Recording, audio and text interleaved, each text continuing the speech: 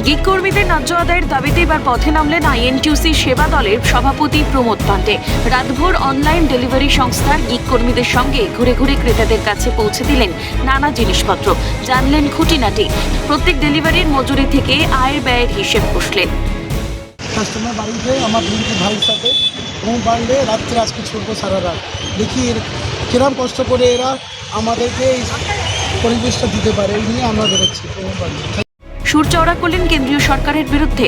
আক্ষেপের সুরে তার মন্তব্য, যাদের ঘামে শহর চলে, যাদের পরিশ্রমে ঘরে পৌঁছয় খাবার, তাদের জন্য নীরব কেন্দ্র সরকার। 2026-27 অর্থবর্ষেও বঞ্চিত গিগ শ্রমিকরা। আমি বুঝতে পারছি কত কম টাকা, আগে যাওয়া আসা পুষিয়েছে তো ইনস্ট্যান্টলি এখন টাকাগুলো পাচ্ছে না, অনেক কম টাকা করে দিয়েছে। এইটাই নিয়ে আমাদের লড়াই ব্লিঙ্কিটের ভাইদের সাথে আজকে বুঝতে পারলাম। একটা ডেলিভারি দেবে, ছোটো ডেলিভারি দিতে গেলেও একজনকে দিতে হবে। আপনি 2-3টে ভাববেন আইডি করে 2-3টে কাস্টমারকে নিয়ে যেতে পারবেন না, এত বড় ব্যাগে একটার মধ্যে একটাই কাস্টমার যাবে, আবার ছোটো ছোটো আসতে হবে, ডেলিভারি নিতে হবে, আবার যেতে হবে, স্ক্যান করতে হবে। এত কোটি টাকা, কোটি কোটি লোকেরা গিভার দেয়, এর সাথে কোনো বাজেটে অন করে দিয়েছে, কোনো সুধার নেই। এই জন্য আমাদের লড়াই আরও জোরদার হয়ে গেল। ওই জন্য আজকে ব্লিঙ্কি ভাইয়ের সাথে রাত্রে বেরিয়ে বুঝতে পারলাম এদের ব্যথাগুলো কী হচ্ছে। আপনারাও সাথে থাকুন, এই লড়াই আরও জোরদার করুন।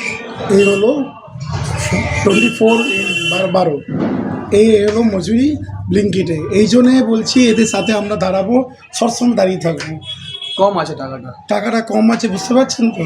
টাকাটা এই জন্য আপনারা আসুন, এই ভাইদের সাথে গিভ ওয়ার্কারদের সবসময় দাঁড়াবো। ওই জন্য আজকে আমি নিজে ইনার সাথে রাত্রে ঘুরছি এই ফিডব্যাক পাওয়ার জন্য, যে দেখলাম কত মিনিটে আসলাম আমরা আসলাম 8 মিনিটে এসেছি।